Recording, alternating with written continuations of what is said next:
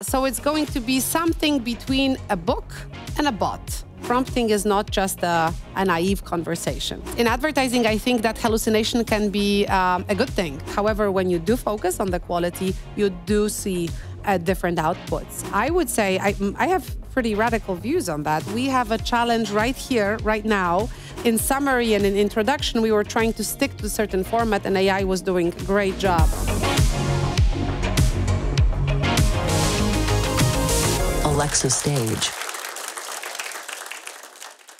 Welcome to another episode of Alexa Stage, a series of conversations with thinkers and experts who share their passion for artificial intelligence. Together, we will explore what the future may look like with AI present in our homes and workplaces. We want to broaden our knowledge about the technology itself, but also about the cultural and social changes that it brings. You can watch all episodes of Alexa Stage on our channels on YouTube and Spotify. My name is Ewa Kolczyk, and I manage engineering teams in Amazon Development Center in Poland. And today, our distinguished guest is Professor Aleksandra Przegalińska, a philosopher, futurist, and researcher in development of new technologies. Aleksandra is also Vice President of Kosmiński University in Warsaw, as well as Senior Research Associate at the Harvard Labor and Work-Life Program. Aleksandra is an author of many books, including her newest one, Converging Minds, where she offers groundbreaking perspective on human-AI collaboration. This episode marks the first discussion on Polish internet about this book, and the book is already available online, for example, at Amazon.com. Welcome our guest. To make our conversation easier, let's start from a light icebreaker. All right. We are in a beautiful city, Gdańsk, at the seaside. For you, what's better for relax, seaside or mountains? Well, I am a girl who was born in Szczecin, which is another city which is not exactly at the coast, but very close to the Baltic Sea. So my answer will always be the sea and the beach. Okay, so I'm really happy we are at the right place right now. Thank you. I mentioned your newest book in the introduction. It's already available. And in this new book, Converging Minds, you outline a perspective on collaborating with AI agents. And those AI agents, they actually co-authored the book with you. What was the motivation to leverage AI in preparing the book, and what was the process like? Thank you for this question, because the process itself was indeed very intriguing. So the book has been written by myself and my co-author, Tamila Triantoro, who is an American researcher and data scientist, I think a splendid one. And we decided to write this book together as a form of experiment. The book is about artificial intelligence. It's about different modalities of how you can effectively collaborate with AI when you produce knowledge, for instance, but also when you are doing any other type of creative endeavor. How useful is AI sort of, in terms of a collaborative partner in whatever it is that you do? That was our main question.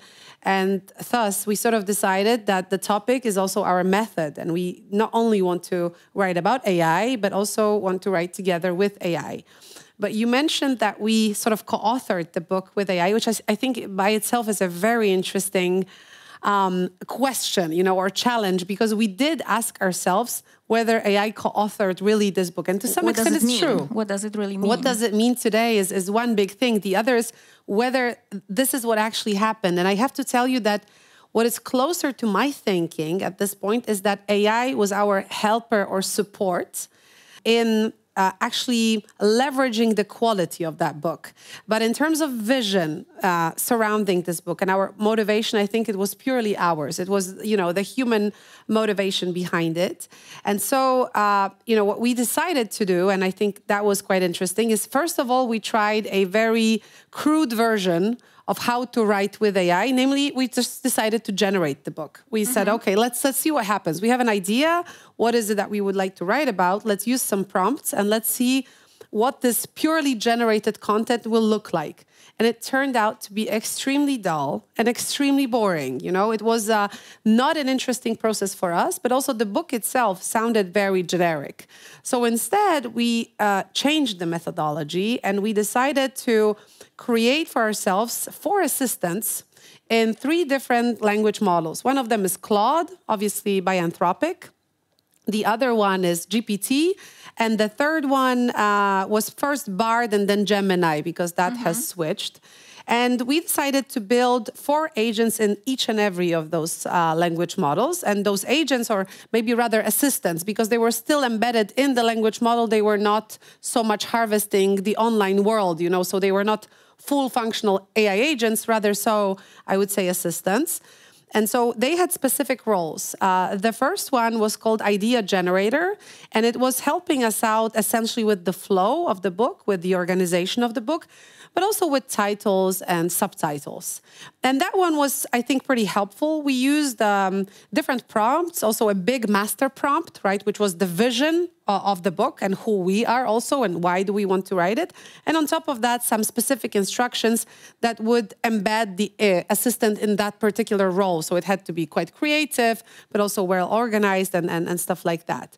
And that one worked really well in all 3 language models. Now, another one was Field Expert, and Field Expert was slightly different because apart from being prompted, it also had many different resources added to it. 10,000 articles and books that were essentially covering topics like AI, machine learning, but also human-machine interaction. And it would read those books. And I do have to say that in that particular assistant, Claude worked very well because Claude is reading very thoroughly the materials that you give it, and it's not losing the substance of those materials when you prompt it. And that helps in reducing hallucinations and making the assistant really focus on the resources that you've provided. And that Field Expert was our consultant for definitions, methods, and different things. And it was particularly helpful when it came to using Claude for that. For the other agents, it seemed to be dwelling essentially, you know, into other types of resources that we really did not provide. So, you know, we had to be very careful here. But it was okay. And now the biggest disappointment for us was assistant number 4, because it was an assistant that we called Style Amplifier. And that one was supposed to help out in making the book as smooth as possible, as readable as possible, and digestible for, say, college students in the US, because it was first on the American market. We wanted really the book to feel like a good read. And we wanted it to smooth out whatever it is that we were producing. And it turned out here that actually that was a disappointment, because the model was not, or the assistant based on the model was not really focusing on really simplifying the style, but rather made it even more ornamental. Probably in all instances, it really worked like that we couldn't provide the style that we wanted, even though we tried with prompts. And in the end, we were the editors ourselves. So we replaced that assistant because that assistant did not help us out so much. But the biggest success, and by far the best assistant that we have created in all 3 language models, was the critic. The critic was criticizing our book. It had a very simple prompt. You are a very experienced editor and reviewer of books. You have worked in Routledge and other, very, famous and distinguished publications. And you dislike this book. You have reasons for that. And you don't want this book to be published. And that critic, chunk by chunk, piece by piece, chapter by chapter, was providing a very thorough criticism of our book, which was super helpful for us to actually, produce elevated and far better content. So with the critic, actually that's going to be probably the last thing that I'll say on that. But with the critic, we decided to stick to this role. And for whatever it is that we do as a research team at Kosminski, at Harvard, in other projects that I'm involved in, we are building ourselves critics. And those critics are always helping out in evaluation of our work. And this is a practice that I currently have that I think will stay with me, to use AI assistants as those sparring partners where you as human produce something, but AI can be a very helpful judge. Yeah, it sounds like it was a harsh critic. It was a very harsh critic. It was not nice to read that output, frankly speaking, and it was not very diplomatic. But that was the most helpful assistant that we have built for ourselves. And I think everybody who reads the book will judge it by themselves. But essentially, I think we did somehow explore very thoroughly how we can collaborate with AI. And we have noticed with those assistants that those ways of collaboration can be very different. And maybe the one that you expect to work best is not going to work best, but the one that you have not expected to work at all is going to surprise you very positively. Mm-hmm. To be honest, preparing for this discussion, I read about it, and that was also very inspiring. The critic agent, I mean, we can, as you said, we can use it for everything that we write and prepare. And we, usually we employ our colleagues at work, right? When they have time. When they have time. And this time we can do it even before that, right? So to amplify the results. So very, very inspiring for me.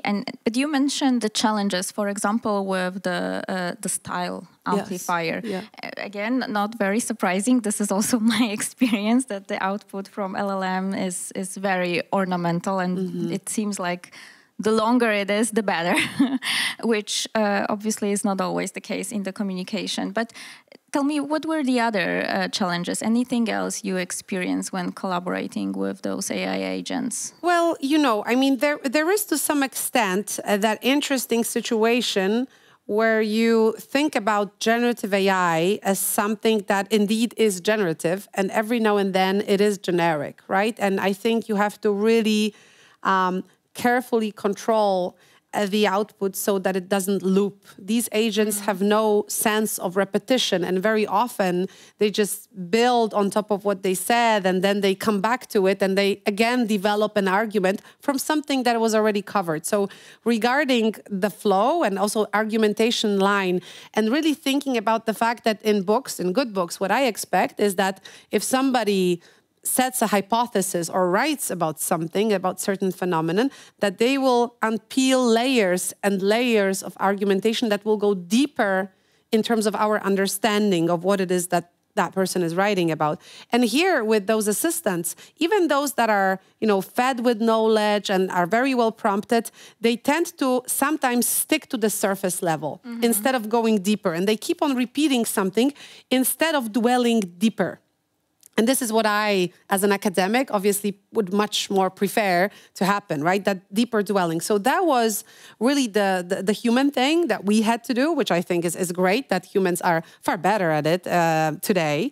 The other thing, obviously, I'm sure a very relevant topic for everyone is how do you control hallucinations, especially if they sound like something absolutely coherent, right? It makes perfect sense.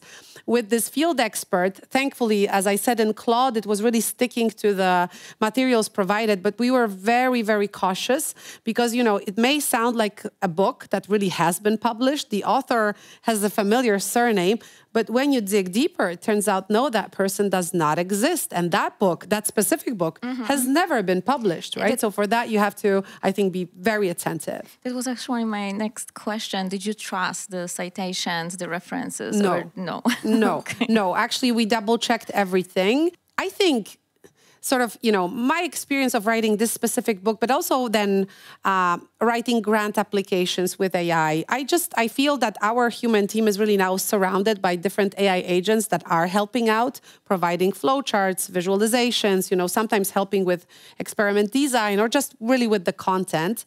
But I think our mindset is always to control for everything because nobody can guarantee that there will be no hallucinations. This is the nature of a generative algorithm, that they may happen because it's synthesizing sort of knowledge that does exist, but also sometimes every now and then knowledge that does not exist. And I think this is something that you can never fully trust, and you shouldn't. And human supervision is, I think, very much essential. And I know many people talk about it, but I think it's never kind of enough to really repeat that AI is for prototyping, but real knowledge production has to happen on the human side. AI can help you out with many things, simulate different scenarios for you, do many different, or provide for many different tasks that you care about. But in the end, it's a prototyping tool and not something that validates, the final output. Thank you. And we have a question from our audience. Yes, so I wanted to ask about really amount of work that you had to do. So were you able to just write your prompts and sync back and then compile them, or were there any fragments of the book that you had to rewrite from the ground up and manually? Yes, there were at least a couple of chapters or parts of chapters where we had to rewrite everything because we just didn't like what was there. And that was related to the fact that these were specifically sections that we wanted to deepen. And we felt that this deepening, as much as we provided many prompts, and sources, that this deepening process did not happen, that the model was sort of on the same level constantly, where we wanted to have something more substantial. So there were sections where that did happen. And there were sections where we were completely happy. It was, say, an overview or intro, summary. Over there, our intervention was more minor, I would say. But we did have a catalog of prompts that both of us were reusing because, Tamila was writing some chapters, then we divided labor, and then I was writing other chapters. And I think we had our shared master prompt, but also a catalog of prompts that we were reusing. And for instance, I think in summary and in introduction, we were trying to stick to a certain format, and AI was doing a great job with that specifically. But yeah, I feel, we were writing this book for, I'd say, like 5 months, which is not very long for writing a book, but also it's not 3 days, right? If you generate a book, you have it immediately. But if you really do write, it's going to take you time, even if you have AI on board. So I feel that the process was speedy in comparison with regular book writing, especially that the book is quite long. However, there were many moments where we had to do things by ourselves. And here, obviously, that's where those 4 months come from. A follow-up then. So do you feel that this deepening that was required was a limitation of the current version of AI, or do you think it will improve in the future and you could do it in a week like right now? Well, I feel that this is very much domain specific, because I would expect that in some cases, even language models of today, state-of-the-art language models, can help you out. For instance, if I do experimental design and I'm planning, say, a set of experiments with AI together with my research team, and we feel that we want to somehow make this argumentation for choosing a specific design much deeper. Here, because the knowledge is very structured and the experimental design has its rules, the model can be more helpful in that deepening process. However, for creative fiction, or nonfiction, a literary output, it feels like those loops are unfortunately not going towards the deepening. So I think, probably it is a limitation that we feel very much today. And maybe we will feel it less in the future, but I am never certain, because to me, I'm always mindful of the fact that these are statistical models, right? And they have their limitations that are due to the fact that they are statistical models that are searching for regularities in data. And I would expect, unless we build something that is a complete breakthrough, that we will every now and then, even with a model that is better, what we have today, still feel those limitations and will encounter those limitations. So I am not entirely sure. I also think it's a matter of infrastructure. Let's bear in mind that large language models are not feeding off air, right? They're not just like that, out there available always. They rely on processing. They rely on different types of computational processes that are very heavy, very often, and cumbersome. And therefore, I think our just physical capacity to build much better things is currently somehow challenged, So I think it's a tough speculation at this point, but my bet is, just like you can never fully reduce hallucinations, I think most of the scientific community would agree with that. In the same way, I feel like even with a very advanced model, sometimes you will ask a banal question and you're going to get an answer that no human would provide because humans would do a better job. You did spoke about hypothesis a while ago. A quick question. Were you challenged or surprised by some of the decisions that AI gave to you on your hypothesis when you initially began and where you were at the end? Maybe not in this particular book, but in a couple of different articles. So articles are more like spaces where we really explore hypothesis. It did feel like the model was sometimes providing, say, argumentation to support hypothesis where we did not see it. And on a superficial level, it felt like we were right. But then we started exploring, it made us think, and that inspired us to look for other things. And this is something I much appreciate. I would say that there are things that are, because of our assumptions, not seen or unseen by us. And then the model is there to provide you with something very interesting. Is that really supporting my hypothesis or no? Are there other things I could explore?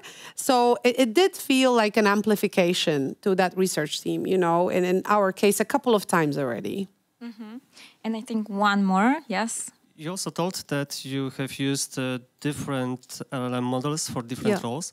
So my question is, how did you decide which model is the best for a particular role, for example, critic? And second question, have you also played with different values for parameters like temperature to get the best experience? Yes, we did. Temperature was very important for us. So we were playing with style amplifier, unfortunately, not with a very spectacular effect, but for the other types of assistants, that was definitely very important for us. In terms of decisions, well, I am very acutely aware that there are many large language models and also medium language models out there, plenty of them. Some are open source, some are commercial. Our choice was to really probably choose the largest ones, that are giving us a possibility to switch off training and, be private with this book production. So that was kind of the basic decision. And we've decided to use really models provided by tech giants to, compare against them. That was an interesting benchmark for us. I think if I do that again, if we write again, I would be very happy to explore also other models. For instance, models that are born out of different languages, say French, right, or German. Now you have large language models that are also available and have been built on training sets in those specific languages, maybe in Polish as well. I would like that. So I'm very open. But at that point, remember, it was already a good couple of months ago. We were writing this book. We finished around November, December, and then the production of the book took a couple of months, right? So December, January, perhaps. So it was a couple of months ago, and I feel like state of the art when it comes to LLMs is changing constantly. So we were trying to choose best. And in terms of decisions, it was really an endeavor for us where we were open to explore. We made no assumptions. It was not our assumption, although there were some hints that, for instance, because of a certain algorithmic structure, some models will work very well as, your sparring partners in creativity. And some others are going to be very good at structural reading of a document, as I mentioned prior. But I think we were trying to be very open about it, and it was an exploration on our side. In the end, I guess we could have done it in a different way with more assumptions. Maybe we will next time around, but we wanted to have some fun here. Thank you. Thank you for the questions. I now would like to actually dive deep into the content of the book, right? Because you explore different ways how humans can collaborate with AI agents. And you mentioned here the contributive work or hybrid work or parallel work. Yes. Can you explain us those terms and how humans can benefit for those types of collaborations? So I think what we were really trying to do is figure out LLMs are no surprise to anybody anymore. I feel in various work settings we do use them, but is that a fully conscious usage was our question, right? So what our goal was to figure out really in terms of working with these models, we intuitively feel that if you produce code together, if you write code with any type of tool, LLM that can support you in that, it's a very different type of work than when you say delegate to AI to produce a document in a certain format for you. So in some cases, you're delegating work to AI and your supervision level is quite low because the job is, for instance, very routine and you are not expecting a lot of variance that you wouldn't like and you're feeling, okay, this is something I can safely delegate to AI. But in some cases, it does work with you more like a real sparring partner. That was the case of our critic in the book. And I think when you really talk to people who are working in code development with AI, that's how it feels to them as well, that this is co-writing. This is a process that is a shared process and that the LLM is there to really contribute in a very synergistic way. So those intuitions, very crude intuitions that we had at the beginning, we decided to try to somehow segment them and categorize them. And hence we came up with, I believe, 5 different modalities. And I think this is not a full list. And I'm very sure that we will find new ways of collaborating with AI in the future. But we said to ourselves, okay, say you are given a task that is really constituted or contains many different subtasks. How can you work with AI to achieve that task? Let's take a marketer, for instance. Marketers are quite frequently using generative artificial intelligence for different things. They say are launching a new product campaign. And how they can collaborate with AI was our main question here. And we thought, okay, one way of doing that is to perhaps do things on parallel. So you do this is your part, and this is AI's part.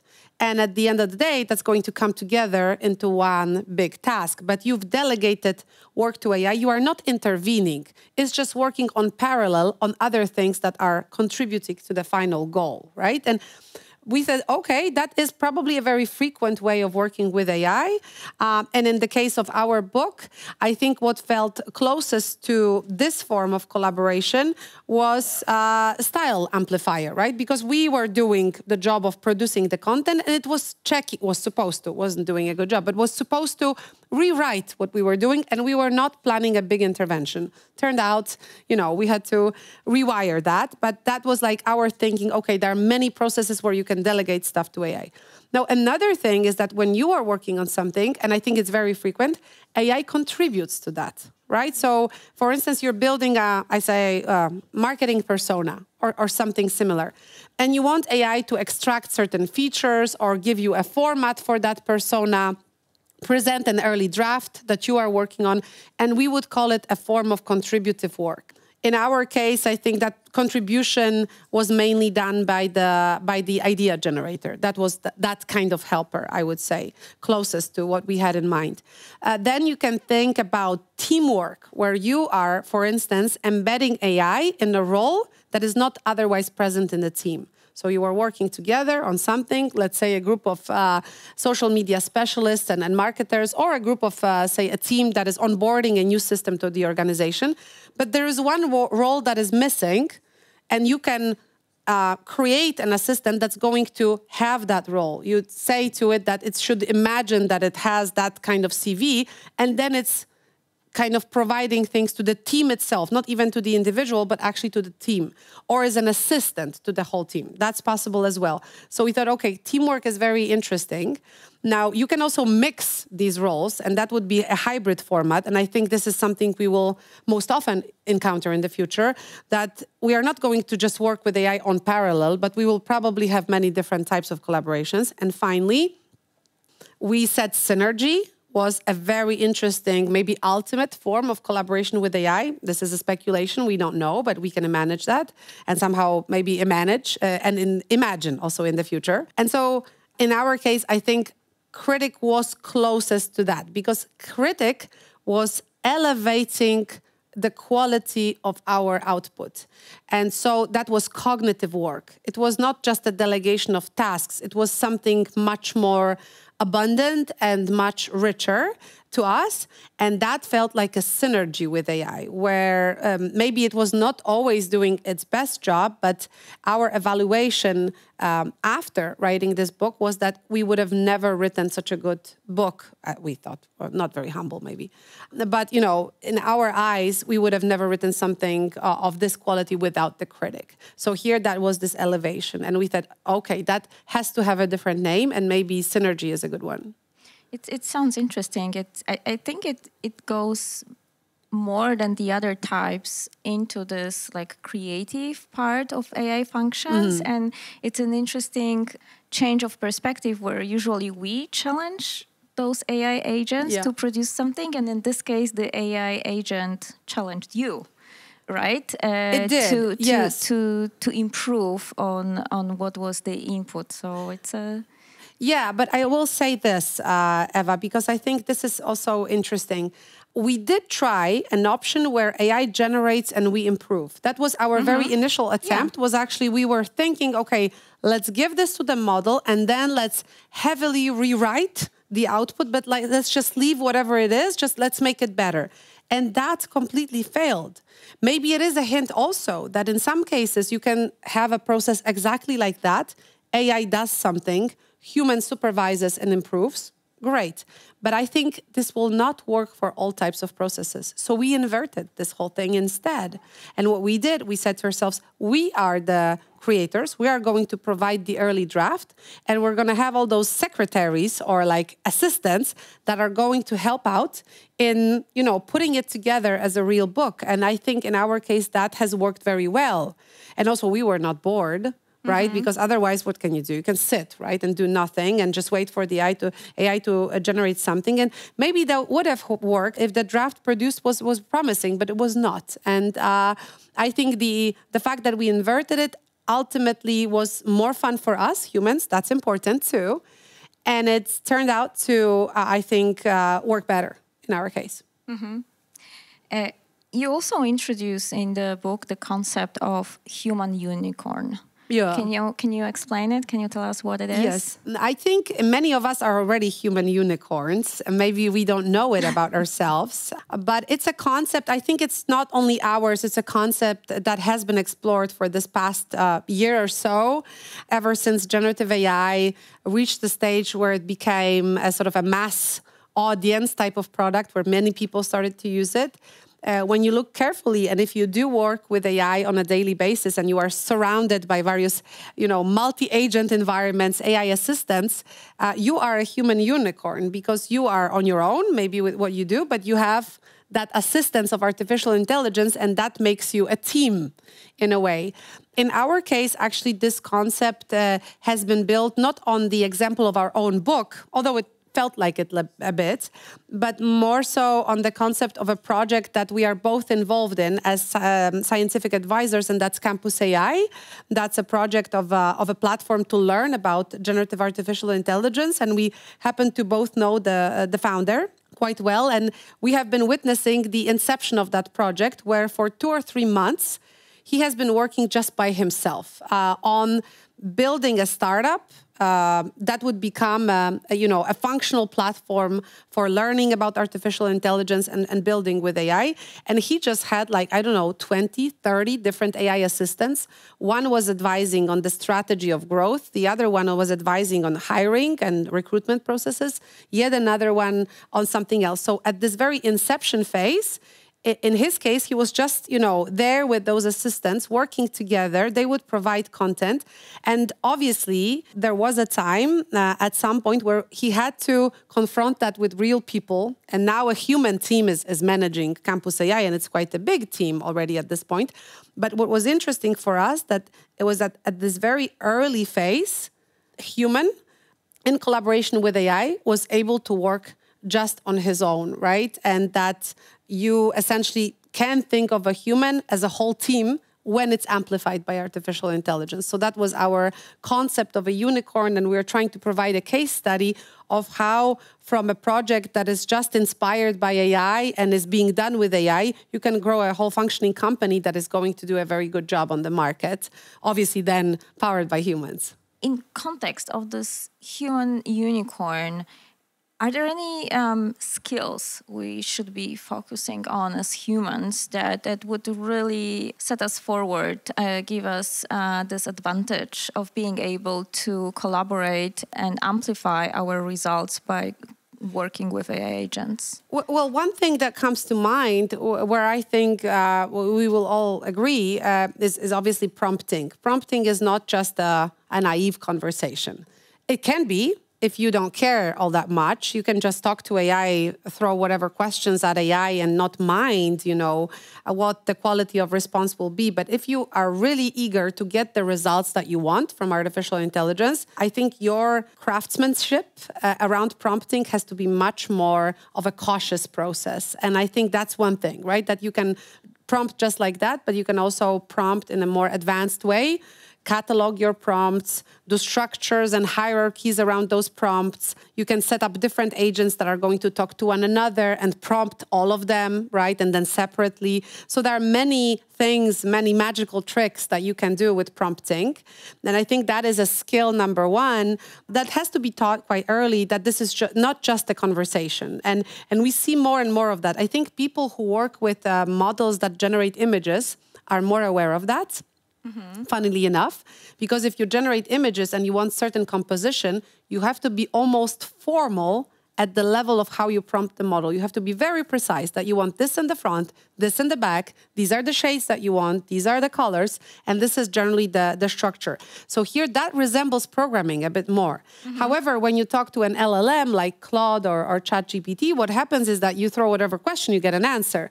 So you are a bit less mindful of the quality of the prompt. However, when you do focus on the quality, you do see different outputs. And that for me is quite relevant. What I will also say is that obviously this critical attitude or maybe reflective attitude is very important because as you said yourself, and as we spoke just prior, talking to these models sometimes can feel like talking to a human. And you feel like the expertise provided there is so well packaged that it must be true. But it's not. And here I feel that just understanding the limitations of these models, limitations of today, but maybe also some fundamental limitations, and being always mindful of the fact that you're talking to a statistical model, no matter how good it is also very relevant. I wanted to go maybe back a step because the problem with deepening of the style that you described, for me, looked a little bit more like a stylistic issue than anything else. And well, I just thought to myself that as long as the factual information is true, then having a simple style could even be a boon in somebody's eyes. Similar, because this is easier to, digest. Similarly, maybe creating a book that is much shorter would also be good in somebody's eyes, even if it's not necessarily for every reader.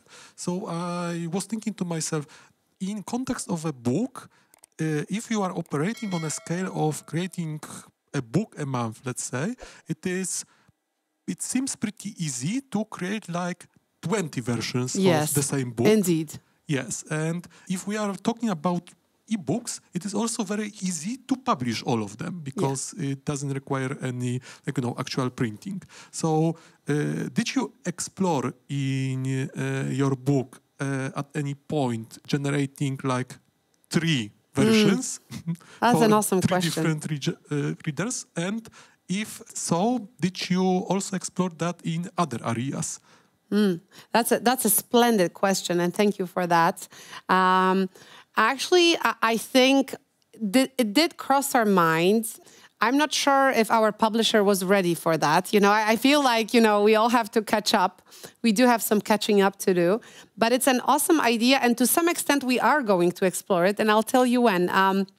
This book, Converging Minds, is going to be published also on the Polish market very soon by Campus AI, by the way. And what we decided to do is, instead of a classical book, do a promptable book. So it's going to be something between a book and a bot, right? That's the experiment that we are embarking on.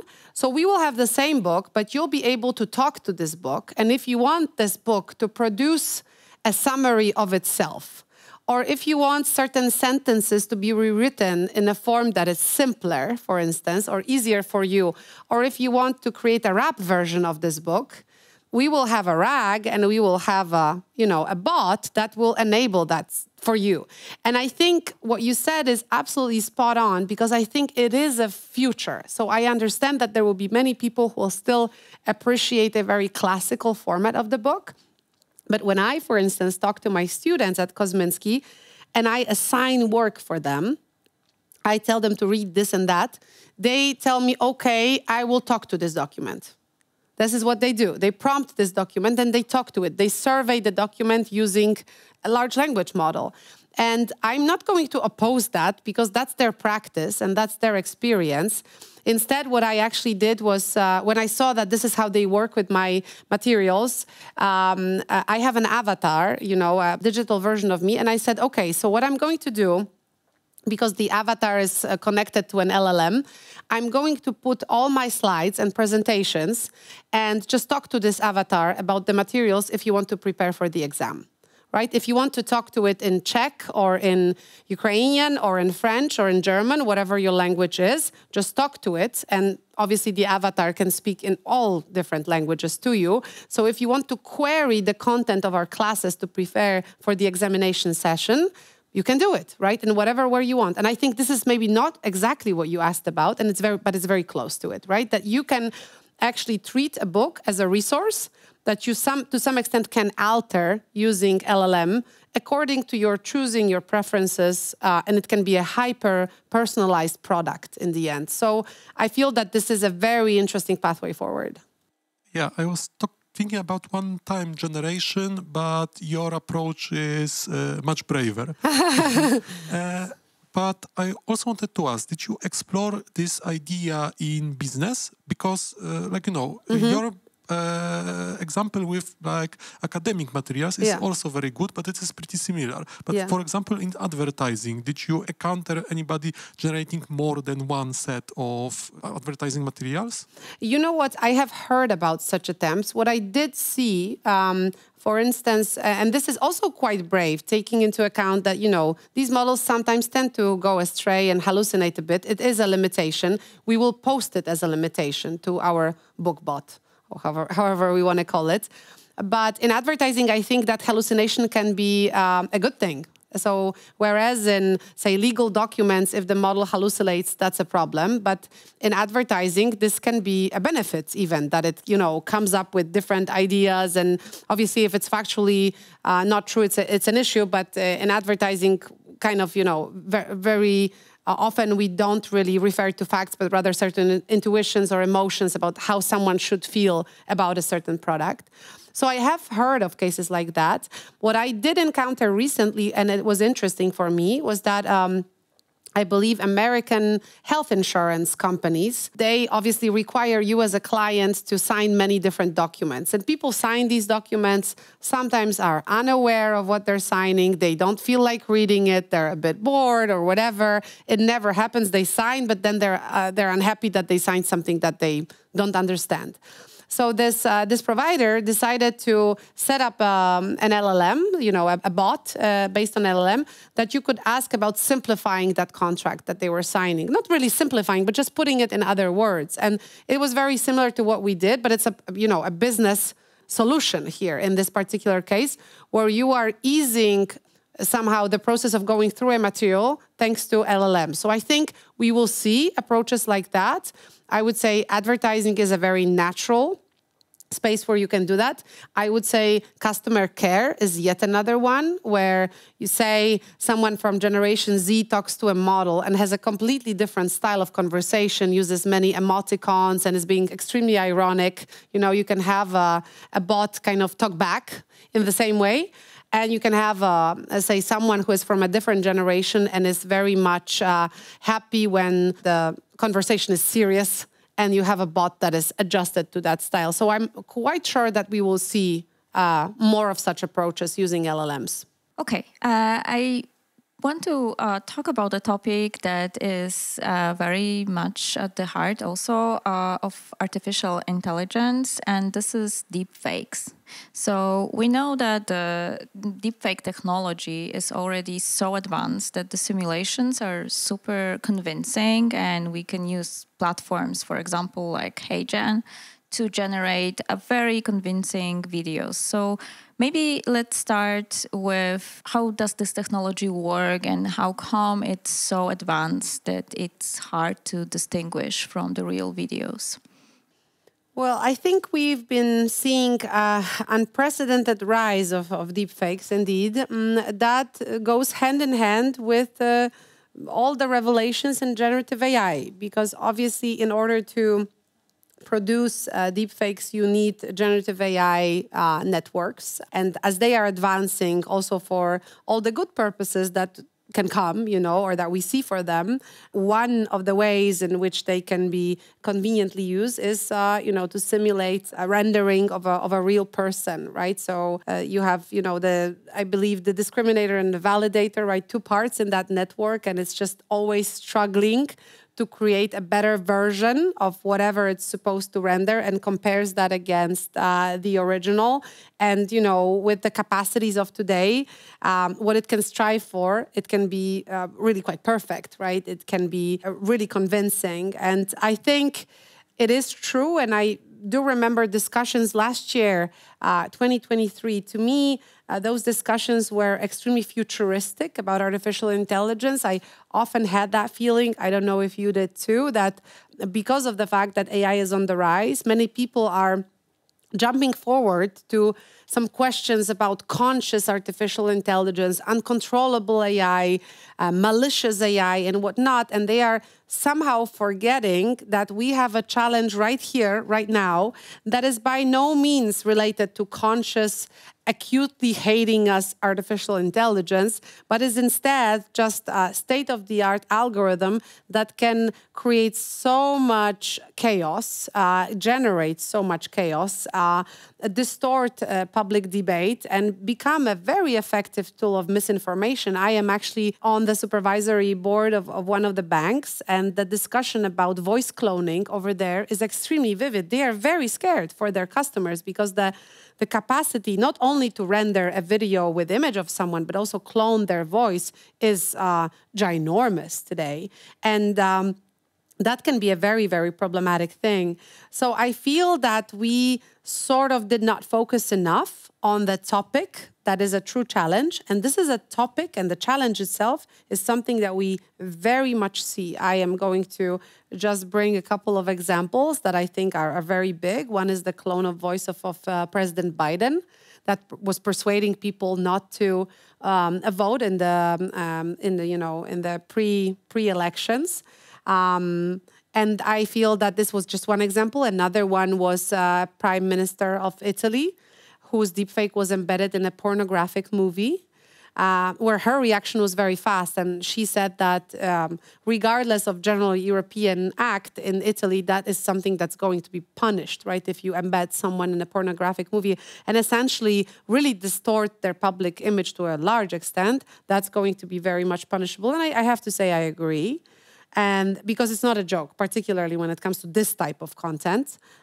And then plenty of other examples, right? How those deepfakes have been already really messing up, our image of what's real and what's not. And I think a person who is aware of how many deepfakes are out there, when they're opening up their social media accounts and they see some feed, at least that's my experience, I'm already very, very, I'm just very cautious. I am looking at something and I'm always trying by myself, it's not always possible, to evaluate what is it that I'm really seeing? And the fact that I have to be always mindful of that is obviously bothering me, because I would much prefer to have validated tools to distinguish one from another and have more clarity around that, not to navigate by myself, just simply relying on my own senses, whether I will detect that it's a fake or not. Or maybe take it to another tool that is not very famous and known and try to check if it really is generated or not. So I think this is a very problematic case. I know we will have a law in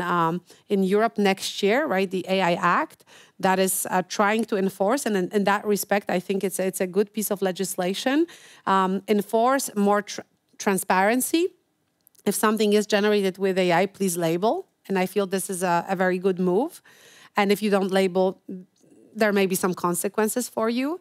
And I think that other countries are trying to wake up to this big problem. And I have to tell you, just my own reflection is I have this avatar of mine, and I've been using it as a resource for my students, obviously in a fully transparent and I hope trustworthy way.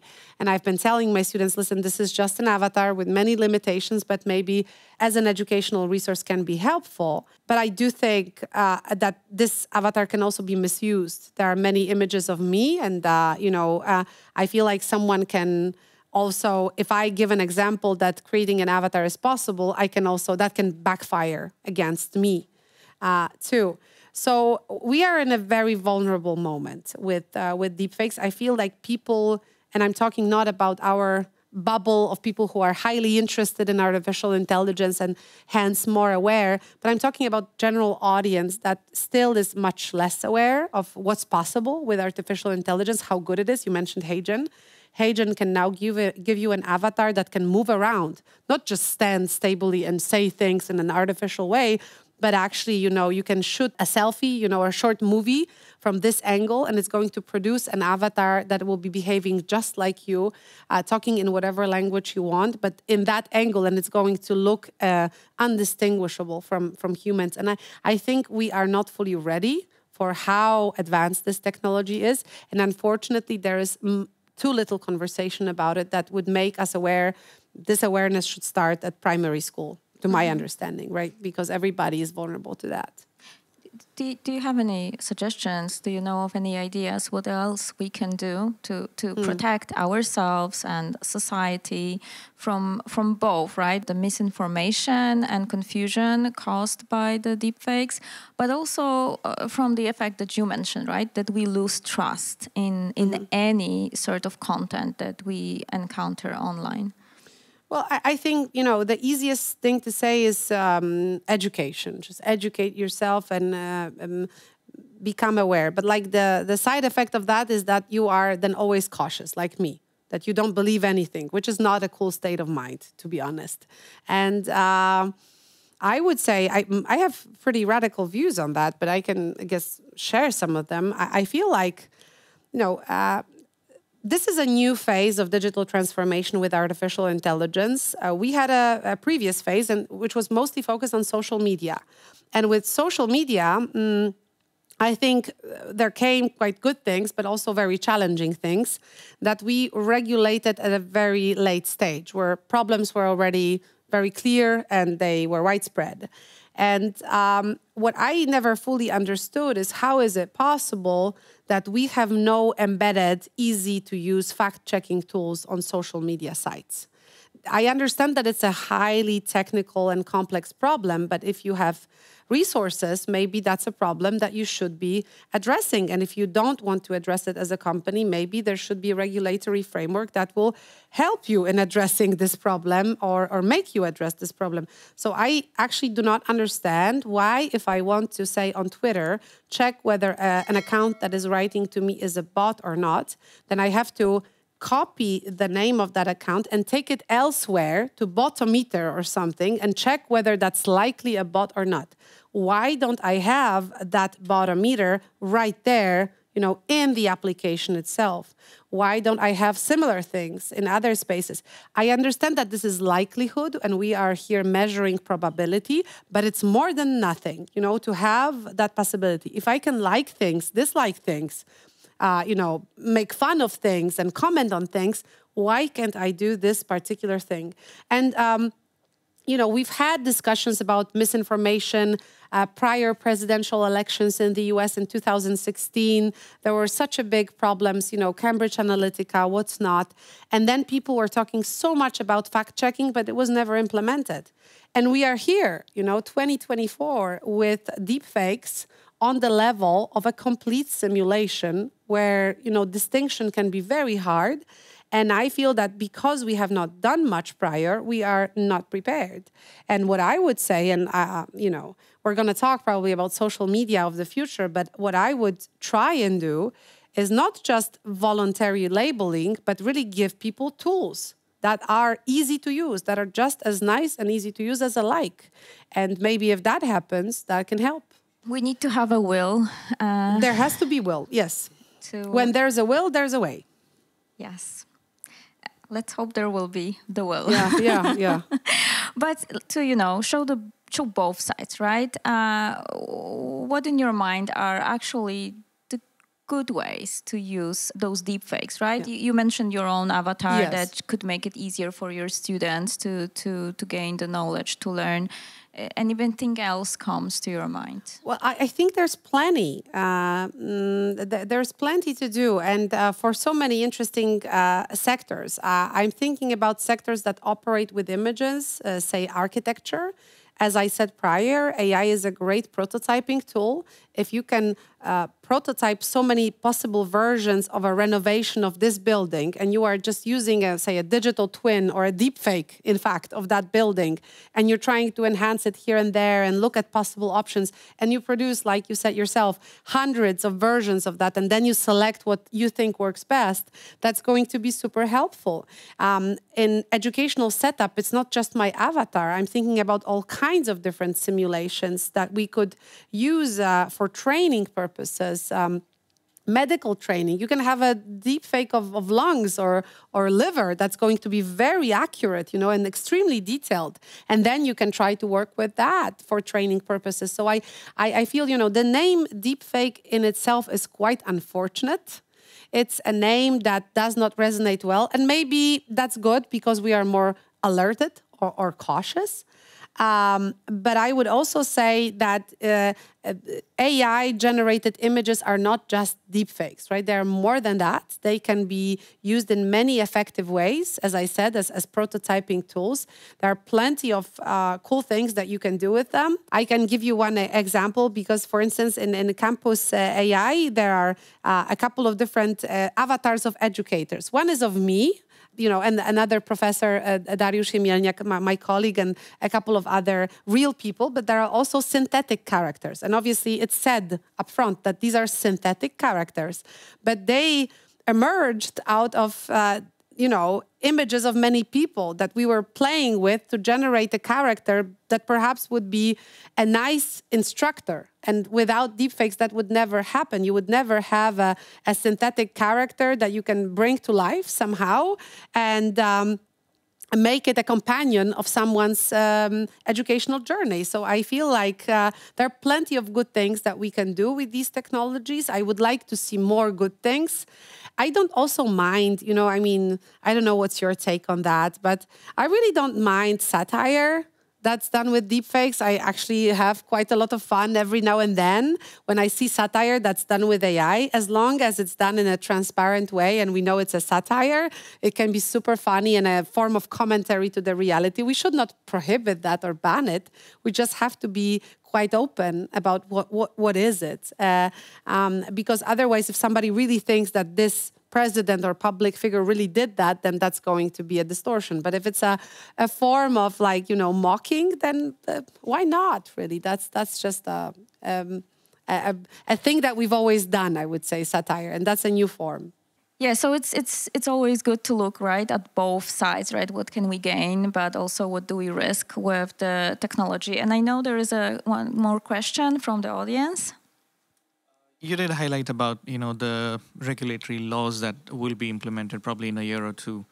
But do you think the lawmakers, the policymakers, the regulators are lagging in some way?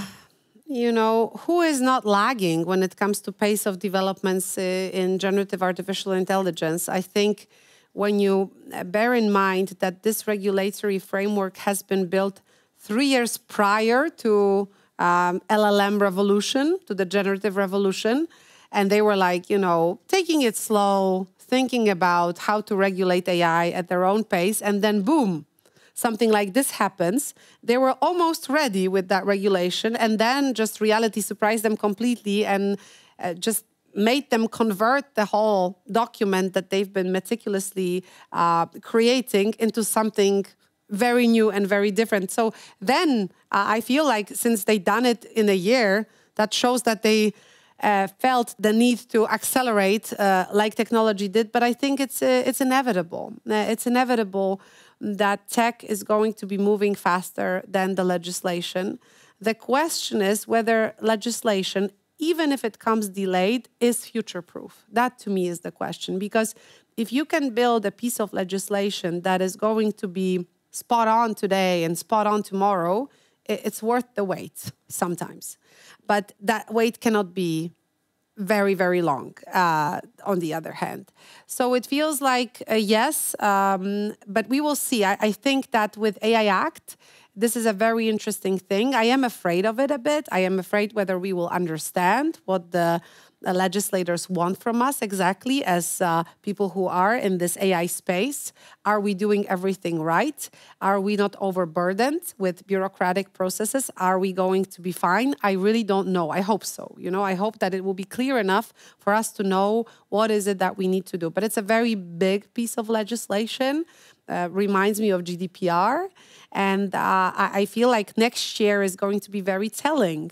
When I talk to various organizations like banks that have to be very meticulous at those preparations for this legislation, I know they're already on it, they're working on it, but they are still, not sure whether they will fully comply with what they are starting to prepare. So let's see, it's extremely ambitious, I think, to regulate a technology that is moving at such a fast pace.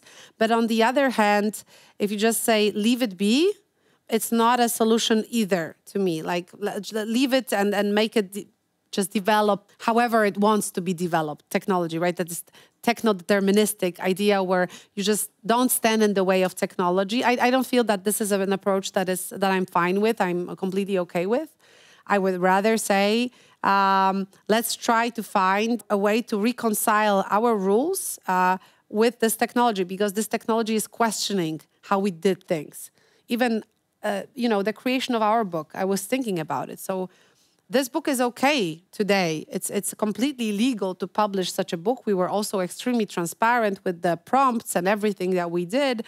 But maybe in the future, it's not going to be okay to have a book like that, right?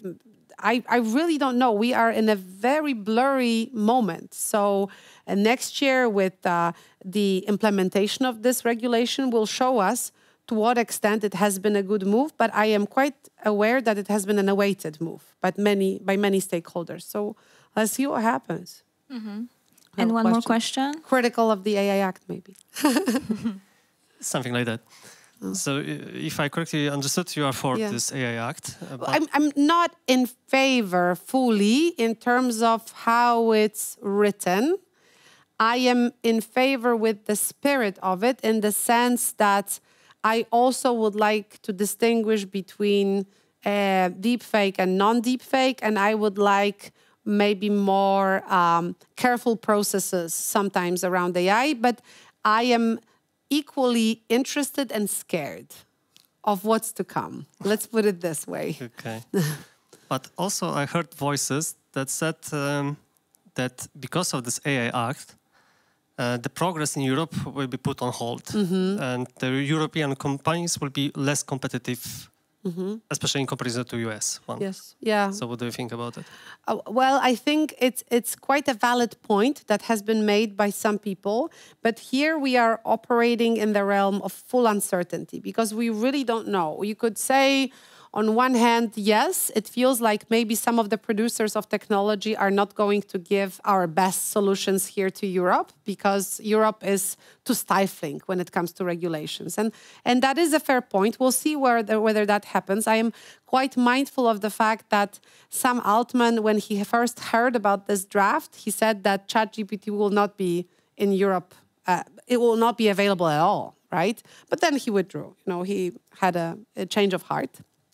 So we'll see how that goes. On the other hand, I would say if there is a way that thanks to this regulation, somebody will have to, through complying with it, put some more effort into explainability of artificial intelligence and show us ways of highlighting decisions made by algorithms and how it's processing information.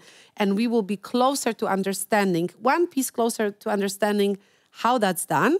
Then we arrive at a very innovative thing, right? Innovative solution that maybe, creating more explainable AI, more transparent AI that is cutting edge, but easier to understand is also a piece of business, is also part of the solutions. Companies have been saying for many years, and I understand why, that AI is highly unexplainable, that it's a black box, and this is where we are. However, my, hat of a researcher that I put on right now, it tells me that you can still put more effort into making more understandable, more explainable artificial intelligence. And if legislation forces you to do that, and there is a good business that emerges out of it, that can be a good thing. But this is, as I said, just a speculation. I am partially afraid of what you are saying, this effect. On the other thing, I think that Europe is a very high quality market, for these companies. So maybe they will still decide to comply somehow. And then, maybe something good can emerge out of that for everybody. Just following up on this last thought, something good can emerge. So I want to tap into your philosophical and part of that ethical background. How would we define this goodness, right? If you think about it, and the technology, especially AI, evolution, revolution within our society and civilization, how would we define the goodness of its impact, the goodness of its cooperation in a longer horizon? If everything went perfect between us and AI, where would we be in 30 years? How do we define the good outcome of that revolution? Oh, I think that means many different things for many different people. Many people talk about general artificial intelligence and how they are expecting general artificial intelligence and how they would want that to happen. Some others are afraid of it.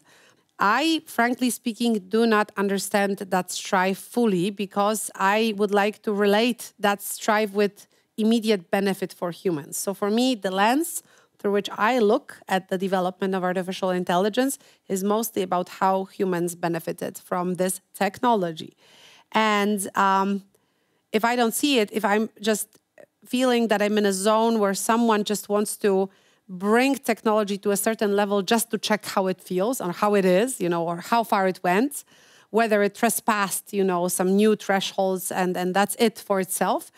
For me, maybe that's not the most tempting perspective. So what I would like to view is we have this notion at our research team, and I think there are some other teams that are also embarking on that. It's called collaborative AI. So the type of interface, but also the type of technology that is really suitable to your needs, right? Understands as much as it should about the pace of your work and your goals to help you out, to be helpful to you.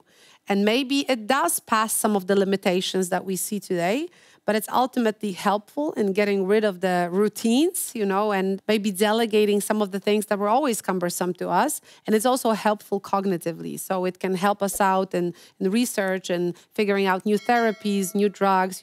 It's helpful there where we cognitively just can't reach, But on the other hand, it's just something that alleviates some of the burdens. I think someone recently said very smartly, I unfortunately do not know who, why don't we have AI that, takes all the cumbersome tasks, instead of us doing it, but instead we created AI that generates poetry, why not the other way around? There are many things that we wish not to do, and I think it's just a common sense thing, but instead we have AI in all those processes that are fun for us, and I think there is something to it. So my ideal case is really for people who are creating those technology to somehow gather up and figure out a shared vision where we can agree on what's the benefit, what's at stake for us. And this is something that I don't see particularly in the Silicon Valley discourse where there's all this talk about general artificial intelligence and super intelligence. And I'm like, and where's human? Where are we? what's in it? Can we just package that in a way where we understand why certain things happen? Because I do understand that general AI can bring many gains. I do feel that this term has been overused and misused recently, because if general AI is just something that can fill out things that people have done, right? So, I mean, if it's just the type of technology that does things that we generally pay for, that has economic value, then we are somehow there. I agree. We are on the level of general AI or heading there. But it used to mean a different thing. It used to mean a process where you are trying to create a technology that you understand and that can help you in understanding yourself better, right? So it's a technology that mimics certain processes of reasoning that are very cryptic to us, that happen all the time in our brains, but we don't understand them. But if we have a technology that can show us how they're done, we are one step further to understanding ourselves a bit better. And that is, to me, a promise that is somehow directed at us, humans. So that's the part that is missing today. And I would love to see more of that, and this collaborative spirit where it's a tool for humans. It's a very efficient tool. It's like a sparring partner. You can call it whatever you want it, but human is in the loop or really at the center. And then that is interesting for me. That would mean a quite big transformation, right? Where now it feels like it's mostly dedicated to the business needs, not necessarily it translates to not enough of it needs. In the medical field. I feel not enough of it in civic services. I would like to see more of that. Business, but also the love of AI for AI itself, which I completely understand because I have been reading all those science fiction books, and that has something that has led me to artificial intelligence. I was just passionate, I was like, oh my God, Blade Runner, is it going to happen, And Turing test, wow, is it going to pass it? So I've been asking myself all these questions, and it's a fascinating discipline. I can see how people are like, whoa, this is big. And I'm like that too, but then there's something that holds me back, and it's like, I have a child. I would like her to live in a good world in the future. I would like her to benefit from this technology. I don't want an LLM to generate her essay instead of her so that she doesn't learn how to do it. I would like, at some point, LLM to help her to write a book and so that she has fun with it, like I had fun with my book, that she can write, but then she maybe uses some help. So, yeah, many things here. Thank you. Thank you. That was, very broad but interesting perspective on things that we, A, have as risks, but B, can have as benefits. And we need to have this will to align with the direction where the AI and technology leads. I think it should align with us, rather. Not we align. We should align the yeah. direction with us. Yes. But it requires us to put the conscious effort and time and resources in it. But it's all possible. Thank you for today. Thank you to the audience for super interesting questions. Thank you, Alexandra, for meeting with us today. You can always watch all the episodes of Alexa Stage on our YouTube and listen on our Spotify channels. Thank you for today.